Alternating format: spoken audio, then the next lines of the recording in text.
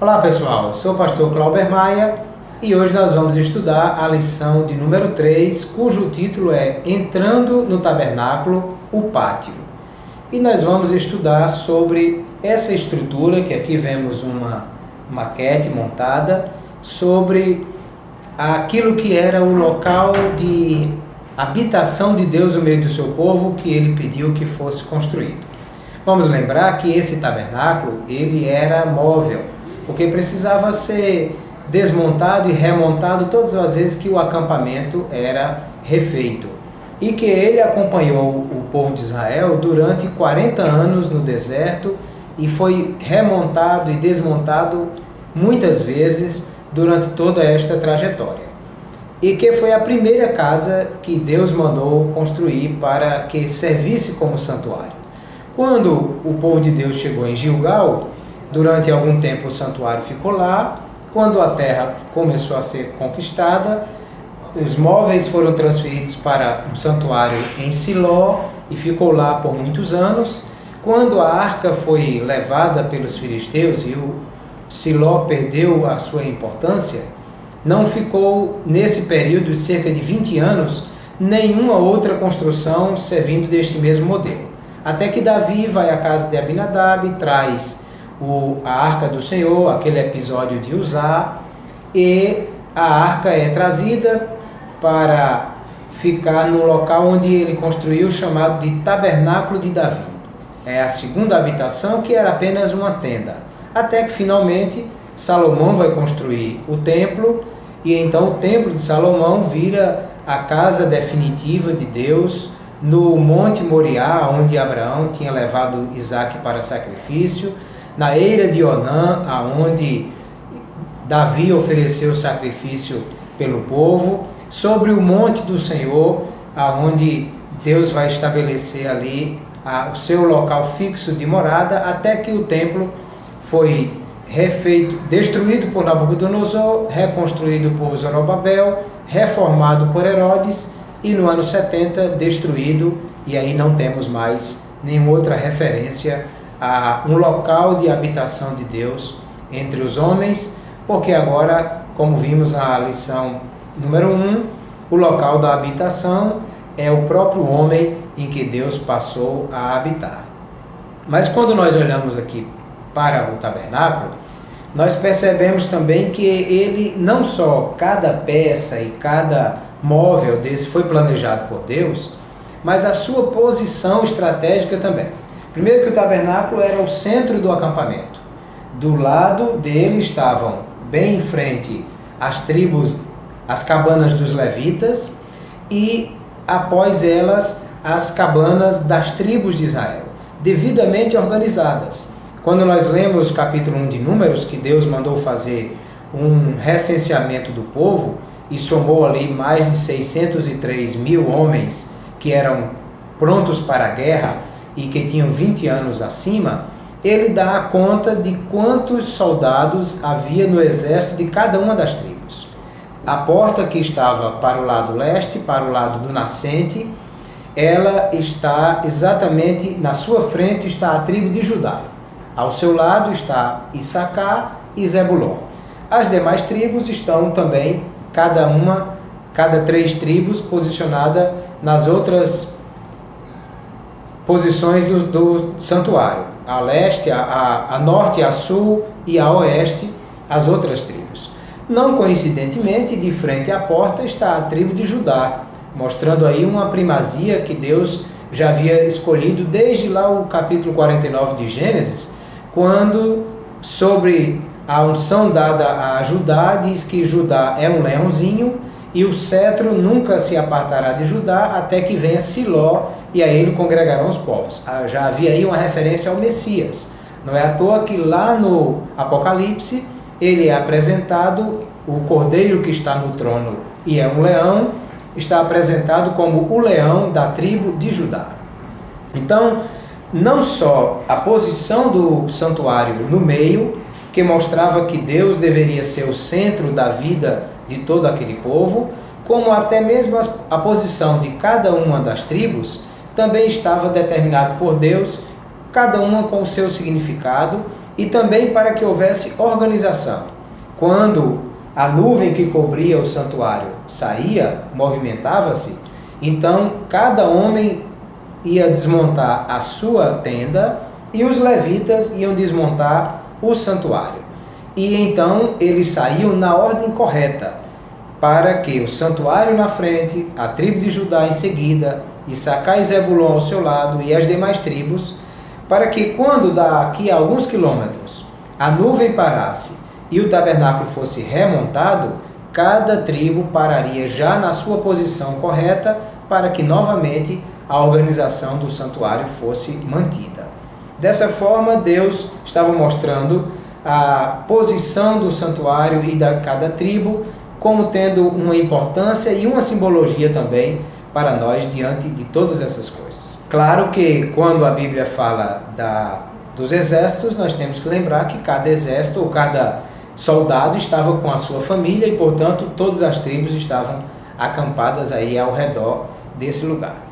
Como era o santuário? Nós temos aqui um pátio que é formado por uma cerca. Essa cerca tem 60 colunas e ela media 100 côvados de comprimento por 50 de largura. O côvado é uma medida irregular, que era da ponta do cotovelo até a ponta do dedo de cada homem. Havia côvado, portanto, de tamanhos variados, mas se usa nas medidas antigas entre côvado de 46 até 52 centímetros. Para fins didáticos, nós podemos utilizar o côvado de 50 centímetros. Por quê? Porque ele facilita a nossa conta, é meio metro. Qualquer medida que a Bíblia disser, você divide por 2 e já aí chega a uma aproximação do que era essa medida. Então, 100 côvados, daí de 45 a 50 metros. 50 côvados de largura, daí de 23 a 25 metros de largura. Portanto, vemos que não era assim algo tão grande. Isso o pátio. O santuário, por si só, era apenas 30 côvados por 10 côvados, ou seja, cerca de 15 metros de comprimento por 5 de largura, era a tenda propriamente dita. E dentro desse pátio era que os levitas se movimentavam e haviam 2 móveis aqui, o altar de bronze, o altar do holocausto, o altar de sacrifícios e a pia de bronze. De maneira que essa cerca, ela tinha também um significado muito especial. A cerca, ela era com estacas de madeira de acácia, que tinham um fundamento de bronze, a peça que fixava no chão era de bronze, e uma cobertura de prata. E estava presa ao chão por um cordão de pelo de cabra e espetado no chão uma haste de bronze. Dessa forma, as estacas eram fixas e ali o linho era passado de estaca a estaca. Se você percebe, isso não era um muro alto e forte. É cerca de 5 côvados de altura, dá 2,5 metros cada estaca dessa, e era apenas um linho. Ou seja, qualquer pessoa com uma faca, com um instrumento cortante, poderia cortar isso aqui e entrar. Mas a ideia não era que tinha que ser uma coisa intransponível, pelo próprio significado que ele tem. A linha, isso tudo, essa cerca era formado por linho branco, retorcido. E a Bíblia fala do linho como sendo uma demonstração de pureza, de santidade. Quando nós lemos nas Escrituras, Apocalipse capítulo 19, versículo 8, ele está fazendo referência aqui às bodas do Cordeiro, e ele diz assim: ele recebeu um vestido do linho mais fino, puro e branco, porque o linho fino representa os atos justos do povo santo. O linho representa a santidade. Ele marcava o limite entre a santidade de Deus, que estava dentro do pátio, a presença manifesta de Deus no santuário, o serviço sagrado que era oferecido aqui e o povo pecador que estava do lado de fora. Nenhum teria coragem de atravessar essa cortina ou essa cerca, sabendo que o que ela representava, a separação de um Deus santo e a sua presença do povo pecador que estava do lado de fora. Se você der a volta em todo o santuário, na cerca, você vai encontrar exatamente isso. Uma estaca de 5 côvados, aproximadamente 2,5 metros de altura, e uma cerca de linho que era branco em toda a sua extensão. Menos aqui na frente, onde estava o lado da leste, a entrada do santuário. Aqui nessa parte, entre as 4 estacas centrais, o linho branco recebia uma pintura de carmesim, que é um tom de vermelho, azul e púrpura, que é uma tonalidade de uma mistura de azul com vermelho. E isso tinha um significado muito especial também. Primeiro porque aqui estava a porta, a única entrada do santuário. Perceba que não há outra entrada, não tem uma porta de serviço para entrar com o lixo e sair com os restos dos sacrifícios, por exemplo. Não tem uma porta VIP para entrar o sumo sacerdote no dia que vai entrar no Santo dos Santos, mas é uma única porta de entrada desse santuário. E isso lembra aquilo que a Bíblia nos aponta sobre Jesus Cristo, que é a porta. Ele disse: eu sou a porta, quem entrar por mim entrará, sairá e achará pastagem. Ele disse: eu sou o caminho, a verdade e a vida, ninguém vem ao Pai senão por mim. Logo, a porta aqui representa Jesus Cristo, que é aquele que é o único acesso do homem a Deus, por meio de quem nós podemos chegar ao Pai. Essa porta, ela está posicionada no local estratégico para que todo o ofertante... Vemos aqui uma figurinha, alguém chegando com um sacrifício, ele trazia para a porta e aqui ele entrava o seu sacrifício, a sua oferta, como também por essa porta entrava o sacerdote que ia servir, o levita que ia servir, o sumo sacerdote, todos entravam e saíam pela única porta de entrada desse santuário. E essa porta colorida também tem significado muito especial. Ela era branco e já sabemos que o branco, o linho fino branco, representa a santidade. O azul é muito interessante porque o azul nos reporta ao céu, que é celeste. E o Senhor Jesus se descreve como aquele que desceu do céu, aquele que é de cima, aquele que veio do Pai. Ou seja, o azul nos lembra da posição celestial de Jesus, da sua condição celestial, divina, que veio a nós dos céus para nos alcançar. Mas ao mesmo tempo ele recebe também o carmesim. O carmesim, vimos lá em Números 19, que ele aparecia na consagração do sacerdote, como mostrando a condição de sacrifício que o sacerdote iria fazer. O carmesim lembra o sangue derramado, lembra o sacrifício que era feito e lembra que esse Deus, que é do céu, desceu para morrer em nosso lugar e para se fazer sacrifício por nós, mesmo sendo santo, mas se fez pecador em nosso lugar. E ainda o tom de púrpura. O púrpura na Bíblia, ele sempre fala de distinção, de autoridade, de realeza.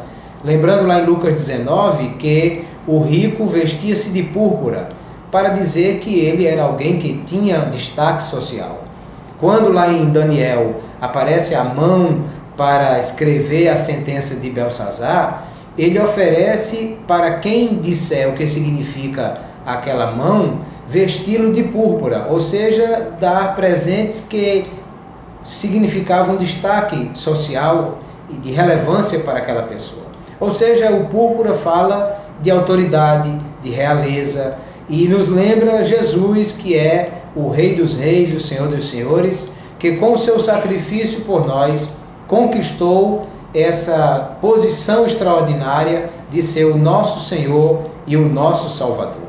E, portanto, ali está a porta, que é Jesus, que era a única entrada do santuário. A cerca protegia o lugar santo e nos mostrava que somente pela porta é que se poderia entrar, porque Jesus disse: quem salta a cerca, quem entra por outro lugar, quem vai por outro lugar que não a porta, é ladrão e salteador. Mas o único modo de se chegar a Deus é através da porta. A porta fala da nossa decisão por Cristo, fala da nossa salvação que Ele conquistou, fala da entrada que temos para com Deus, mediante Jesus Cristo, o nosso único Salvador e a porta de acesso do homem para Deus. Por isso que para entrar no pátio, nós temos que ir pela porta, e a porta é Jesus. E entrando nessa porta, e entrando por Jesus Cristo, é que nós temos acesso a Deus e podemos alcançar a salvação que Ele proveu para nós. Vamos dar continuidade na próxima lição, ao entrar no pátio, em ver os móveis que aqui estão e todas as coisas que eles representam, mas vamos perceber que não se pode ter acesso a tudo isso que o pátio tinha ou que o santuário tinha sem dar o primeiro passo, que é a decisão de fazer o Senhor Jesus, que é santo e veio dos céus, o nosso sacrifício e também o nosso Senhor e Salvador. Receber os benefícios desse sacrifício e nos submeter a esse senhorio é que nos dá a condição de entrar pela porta e ter acesso ao pátio. Até a próxima lição. Deus abençoe a todos.